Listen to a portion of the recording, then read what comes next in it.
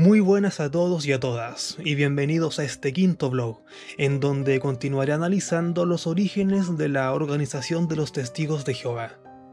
En el video anterior vimos cómo el joven Charles Taze Russell, luego de relacionarse con la Iglesia Segundo Adventista y sus doctrinas, decide en compañía de su padre y otros hombres crear su propio grupo de estudio bíblico, los Estudiantes de la Biblia.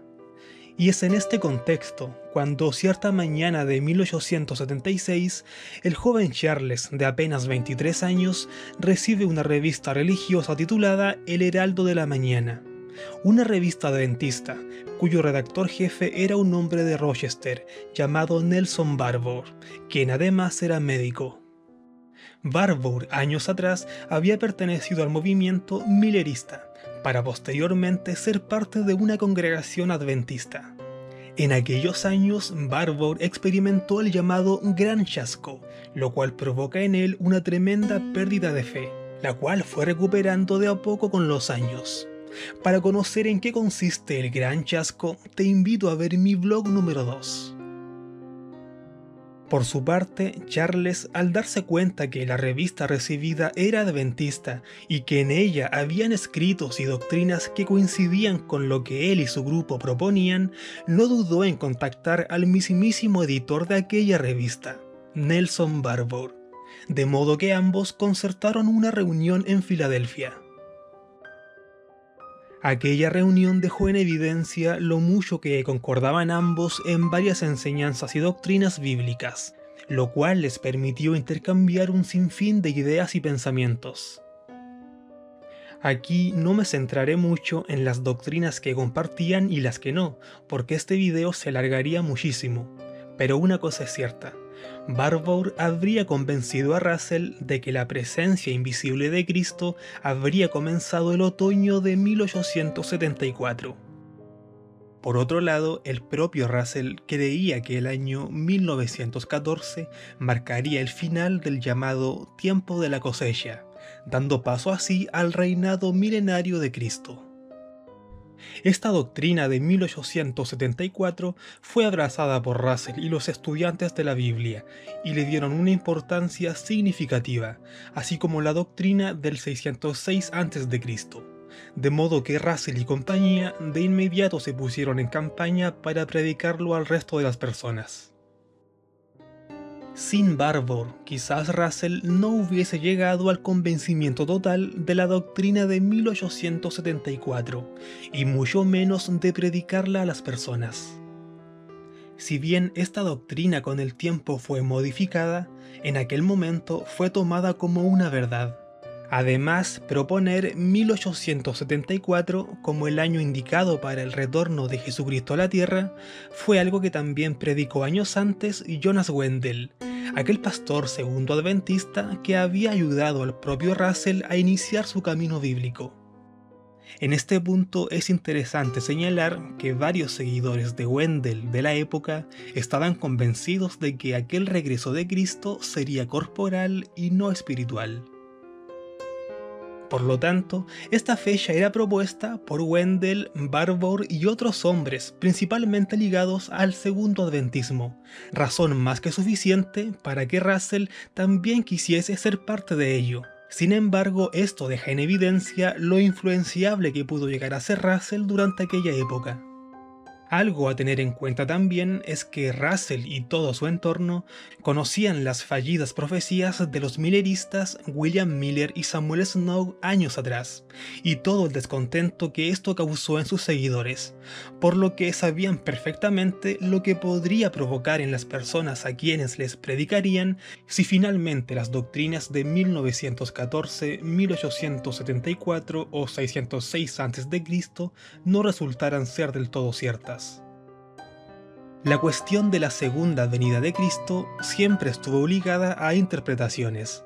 Por ejemplo, mucha gente esperaba a un Cristo materializado en un cuerpo físico. Otros empleaban la palabra venida, y más adelante se comenzaría a usar la palabra presencia. De cualquier modo, cada año que pasaba aumentaban en número quienes decían saber, conocer e interpretar estas cosas. Pero, ¿por qué son tan relevantes estos 40 años, desde 1874 a 1914? Porque dentro de este periodo de tiempo se tendrían que llevar a cabo una serie de eventos a escala mundial. Por su parte, Russell había llegado a la conclusión de que 1914 sería el punto cúlmine de todo esto, debido a sus propias interpretaciones, principalmente a la doctrina de los tiempos de los gentiles, una cuestión mencionada en el Evangelio de Lucas, capítulo 21, versículo 24, ligado al capítulo 4 del libro de Daniel. Además de la interpretación de los 7 días de la creación del Génesis, los cuales equivaldrían cada uno a 7000 años, según la doctrina. Esto lo veré más adelante. El punto es que para muchos seguidores de estos hombres que interpretaron las cosas bajo sus puntos de vista, el final de estas cosas, en este caso de la presencia o segunda venida de Cristo, cobraba un mayor grado de añoranza o expectación que incluso el comienzo de estas cosas. En este sentido, Russell y los estudiantes de la Biblia tenían la mirada puesta en 1914, año en que, según Russell, las cosas culminarían, dando paso al reinado milenario de Cristo. Por ende, suena lógico que 1914 sea la fecha clave a tomar en cuenta aquí, incluso más que 1874, año en que comenzaron estas cosas. Sin duda que 1874 fue también importantísimo para Russell y su grupo. Pero por otro lado, aquel año ya había pasado. Recordemos que Russell se convence de esta doctrina 2 años después, en 1876, y de la mano de Barbour. Por ende, 1874 no era una fecha a esperar, porque ya había pasado, y en cierta manera el grupo ya se sentía dentro de este periodo de 40 años. Por lo tanto, el gran acontecimiento a esperar ahora era 1914. No fue el caso, por otro lado, de Jonas Wendell, quien predijo muchísimos años antes, en la década de 1860, que la segunda venida de Cristo sería el año 1868, para luego postergarlo a 1873 y finalmente a 1874. Pero ante sus repetidos fallos, simplemente la decepción de sus seguidores fue enorme, quedando finalmente tildado como un falso profeta. Sus seguidores quizás esperaban una segunda venida de Cristo apoteósica y en muchos casos visible, lo que también llevó a otra corriente de pensamiento, ya que se comenzó a especular que esta presencia de Cristo sería probablemente invisible, una corriente de pensamiento que Barbour con los años puso sobre la mesa, y finalmente Russell también lo compartiría. Es muy importante aclarar también que estas doctrinas de las que era partícipe Russell no eran propias de él, y en ningún caso se le atribuyen en su totalidad. Más bien, Russell fue uno más, del sinnúmero de hombres y mujeres que estudiaban y reinterpretaban estas cosas, en la mayoría de los casos influenciados por otros. Pero sigamos con la historia principal. Luego de su encuentro en Filadelfia, Charles Taze Russell y Nelson Barbour acordaron continuar con la doctrina, pero desde ahora juntos. Es por eso que el propio Barbour se une a Russell y a los estudiantes de la Biblia, que ahora constaba de unas 30 personas. Ahora eran un conjunto, una pequeña sociedad. Y no era para menos, ya que ambos compartían varios puntos de vista en común. Por otro lado, Charles Taze Russell y su padre toman la decisión de vender su próspera empresa textil, que hasta ahora constaba de 5 tiendas, y dedicarse así de lleno a los estudiantes de la Biblia, ahora con Nelson Barbour como socio. Hablando de la economía de los Russell, padre e hijo, no cabe duda que era bastante alta, ya que su empresa había crecido muchísimo. El propio documental de los Testigos de Jehová, titulado Los Testigos de Jehová, una historia de fe viva, declara que el propio Charles Taze Russell, a la edad de 25 años, poseía la inmensa fortuna de $300.000 de la época, lo que hoy en día equivaldría a unos $7 millones. Sí, los Russell eran multimillonarios, y lo continuaron siendo al momento de la venta de su empresa. También a los 25 años, Russell comenzó a viajar de ciudad en ciudad, dando conferencias acerca de sus doctrinas. Esto lo hacía en las calles y hasta en iglesias protestantes, aunque aquí no era muy bien recibido. De la mano con esto surge la ayuda monetaria que brindó a Nelson Barbour para que la revista El Heraldo de la Mañana, la misma que lo había acercado al propio Barbour, continuara su edición e impresión. Sin embargo, no todo era color de rosa en la relación Russell-Barbour, ya que 2 años después de su asociación, Russell descubre que Barbour había escrito un artículo en la revista El Heraldo de la Mañana, el cual negaba que la muerte de Cristo sirviera de rescate para los pecadores, lo cual molestó en gran medida a Russell, ya que él creía todo lo contrario, por lo que decide escribir su propio artículo en la revista y publicarlo. Artículo que claramente desmentía la opinión de Barbour. Cuando Barbour leyó la nueva publicación de Russell, vuelve a escribir un nuevo artículo, esta vez para desmentir a Russell. Al parecer ninguno de los dos cedía en su punto de vista. La situación fue más grave de lo que parecía, y al cabo de unos meses, Russell y su grupo se separan de Nelson Barbour. Y tan así que el propio Russell cortó todo lazo con la revista El Heraldo de la Mañana.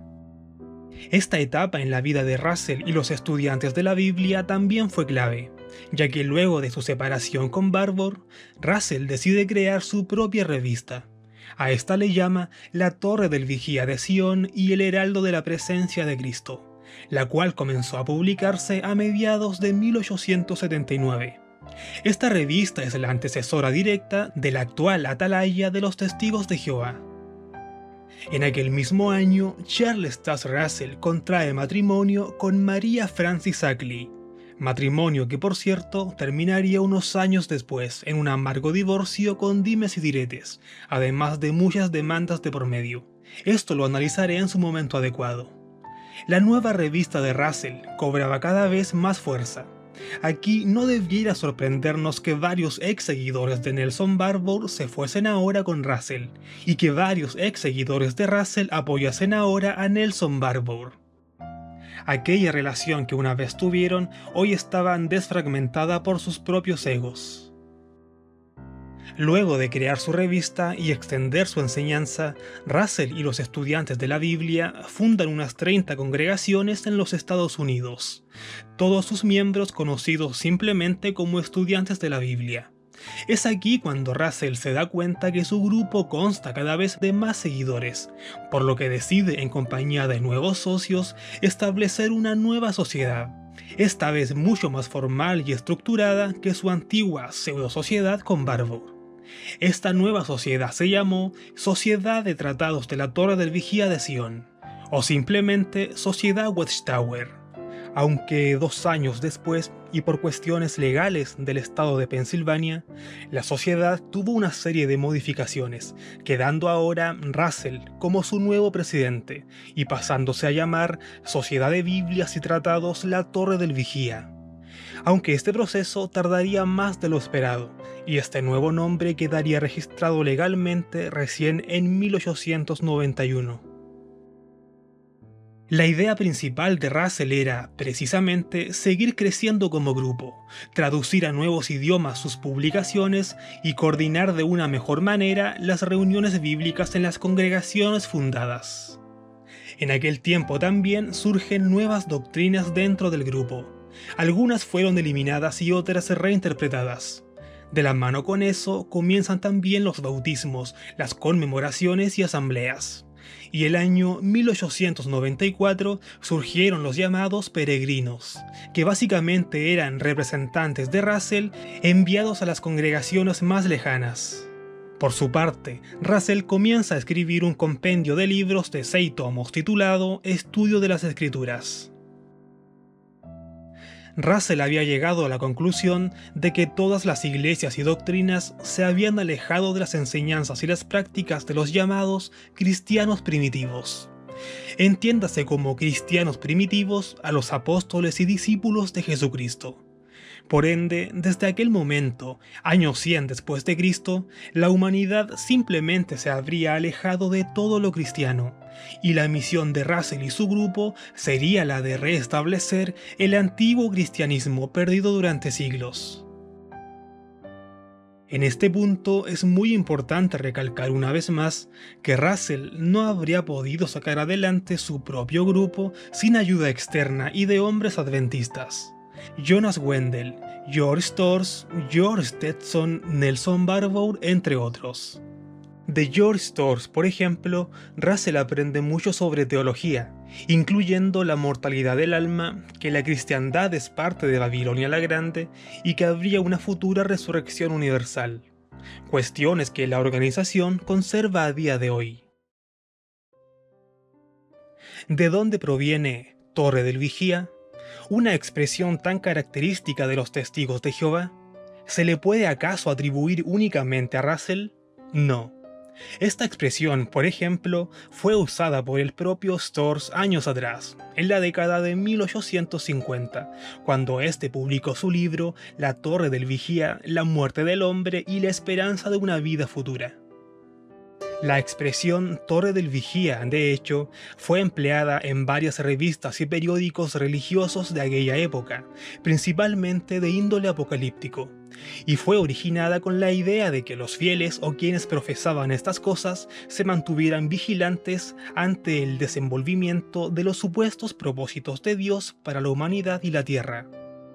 Así es que la expresión Torre del Vigía o Watchtower en inglés fue usada por Russell, al igual que muchos otros antes y después de él, pero en ningún caso es propia de él, ni de los estudiantes de la Biblia, ni de los testigos de Jehová, ni de ninguna religión o creencia en particular. Aunque por otro lado es cierto también que es una expresión que la organización de los Testigos de Jehová ha abrazado a lo largo de su historia, a tal punto de ser convertida en una especie de tótem o símbolo identificativo. Y esto queda de manifiesto, por ejemplo, en el antiguo complejo de edificaciones de Brooklyn, en donde la expresión Watchtower era una de las más llamativas dentro de una de las ciudades más importantes del mundo. O el caso de la Torre del Vigía que se encuentra en el actual complejo de Warwick, Nueva York. Respecto al pensamiento de Russell, este nunca reconoció haberse basado en visiones o en revelaciones extrabíblicas. Más bien, se habría limitado, según él, a interpretar la Biblia bajo su punto de vista y el de su grupo, además de recibir ayuda externa principalmente de hombres segundo-adventistas. Y todo esto con el pretexto de ser un nuevo cristiano que estaba restaurando la fe del Nuevo Testamento. De ahí que se identifique a los testigos de Jehová como restauracionistas. A estas alturas ya no podemos hablar del grupo de Russell, porque la doctrina se esparcía cada vez más y ahora eran varios grupos de Russell. Sin embargo, en la mayoría de los casos se les seguía identificando como los estudiantes de la Biblia, aunque ellos se autodenominaban en muchos casos ser parte de la nueva sociedad Watchtower. En otros casos eran conocidos simplemente como Russellitas, porque básicamente el gran líder de este gran culto era Russell, y era él quien tenía siempre la última palabra. El pastor Russell, como era conocido dentro de sus seguidores, no solo habría adoptado la idea del restauracionismo, sino también la del milenarismo. Y en uno de sus 6 libros, Estudio de las Escrituras, aborda esto, explicando según él que la segunda venida de Cristo fue en 1874 y el comienzo del reinado terrenal de 1000 años tendría que ocurrir en 1914, el cual concluiría 1000 años después de eso, en 2914. Por ende, bajo aquella doctrina, y si nos situamos en nuestro año 2020, aún quedarían 894 años para que termine el reinado terrenal de Jesucristo, casi 9 siglos más. Y sí, esto era tomado en aquel momento como una verdad irrefutable. Si bien hoy en día los testigos de Jehová no se rigen por esta doctrina milenarista de Russell y han modificado el concepto y su significado, este tema, que a todas luces fue una falsa doctrina, no es muy comentado dentro de la organización y simplemente se toma como una doctrina antigua desechada, sin mayor importancia o trascendencia. 1914 fue un año fundamental dentro de la doctrina de Russell. Este año, bajo sus propios entendimientos, marcaría el final de la predicación, marcaría el final de todas las religiones falsas, llevándose a cabo también la destrucción de los gobiernos humanos. Además, sería el final de la gran tribulación y el fin de Armagedón. En este mismo año, Russell y sus seguidores serían elevados al cielo. Jesucristo establecería un paraíso en nuestro planeta y comenzaría la resurrección terrenal. Además, aquel año marcaría el final del llamado Tiempo de los Gentiles. Según varias interpretaciones del capítulo 4 de Daniel, en el que se menciona el sueño del árbol del rey Nabucodonosor, se creía que la dinastía del rey David sería restablecida 2520 años después de su derrocamiento. Durante aquel periodo de 2520 años no gobernaría ningún descendiente de David. Este periodo es llamado Tiempo de los Gentiles, una cuestión además que se venía estudiando desde hace mucho tiempo atrás, y para Russell 1914 marcaría el final de este tiempo, y Jesús tendría que retomar aquel antiguo reinado. Russell llega a aquella conclusión debido a otra fecha relevante e inducida por Nelson Barbour, el 606 a.C., pero esto lo analizaré en otro video. Creo que hablar de 1914 requiere sin lugar a dudas de un único video, así es que en mi siguiente video abordaré en detalle el año 1914 y todo lo relacionado con él, con bases, pruebas y fundamentos. De la mano con esto se desprende también un capítulo un tanto desconocido en la vida de Charles Taze Russell, su relación con la piramidología. Sí, tal vez parezca extraño, pero el vínculo entre Russell y las pirámides es mucho más cercano de lo que pudiéramos imaginar. Pero insisto, creo que estos temas requieren un video especial, en donde se hable únicamente de aquello, por lo que también me comprometo a más adelante profundizar en esto, al igual que la doctrina del 606 a.C. Volviendo a la sociedad Watchtower, los grupos de Russell crecían cada vez más, y esto era en gran medida porque en 1881 muchos miembros de las congregaciones comenzaron a predicar de casa en casa, lo que aumentaría notablemente el crecimiento del grupo. Además de la distribución de la revista La Torre del Vigía de Sion y El Heraldo de la Presencia de Cristo. Y por si eso fuera poco, Russell enviaba sermones a los periódicos para que fuesen publicados. Recordemos que era un hombre adinerado, así es que no escatimaba en gastos. Por lo demás, estos sermones fueron leídos no solo en los Estados Unidos, sino que también en Canadá y partes de Europa.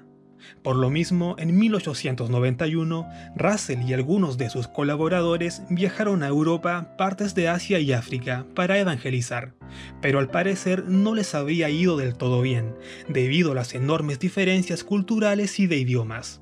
Debido a eso, y en su regreso a los Estados Unidos, Russell puso aún más hincapié en la traducción de su literatura. Russell, a estas alturas, ya había cortado prácticamente en su totalidad los lazos con sus antiguos colaboradores segundo-adventistas, mas no así algunas doctrinas que de una u otra forma seguían rondando dentro del grupo. De cualquier modo, Russell y sus seguidores estaban convencidos de que ellos eran el único grupo humano en el planeta que hacía la voluntad de Dios, siendo todos los demás mundanos atrapados en las garras del mal.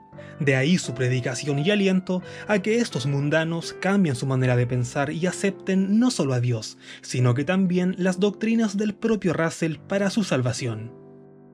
Este pensamiento es idéntico al de los testigos de Jehová de hoy en día, en donde la consigna es no solo aceptar a Jehová, sino también aceptar y acatar las doctrinas y normas de la organización Watchtower. En 1893, una serie de hombres, pertenecientes a los estudiantes de la Biblia, Otto Van Sech, Elmer Bryan, J. B. Adamson, S. G. Rogers, Paul Quetis, entre otros, escriben un documento en el que acusan a Russell de ser un líder dictatorial y un hombre de negocios y tramas astutas, que parece estar ansioso por recaudar prontamente los fondos obtenidos de la venta de sus publicaciones. En su propia defensa, Russell saca un folleto al que llamó Una conspiración expuesta y tamisas de cosecha, el cual logró expandir rápidamente entre el resto de sus seguidores, evitando así que los dichos y puntos de vista de estos hombres se expandan a un mayor número de estudiantes de la Biblia. Además, imprime copias de las cartas que ha recibido de sus antiguos asociados, las refuta y los señala como hombres guiados por el mismísimo Satanás, en un intento de sabotear su trabajo como ministro del Evangelio. Respecto a su vida personal, y como lo vimos anteriormente, Russell contrajo matrimonio con María Frances Agley en 1879.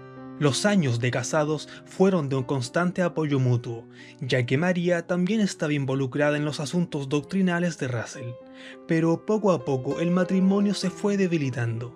Russell culpa como la principal causa de su ruptura matrimonial a los desacuerdos entre él y María sobre darle a ella una mayor participación editorial en la revista La Torre del Vigía de Sion y El Heraldo de la Presencia de Cristo. María, por su parte, fue la encargada de realizar los trámites del divorcio. Además, acusó a Russell de crueldad mental, al obligarla a guardar celibato forzado, además de considerarlo un hombre vanidoso, frío e indiferente.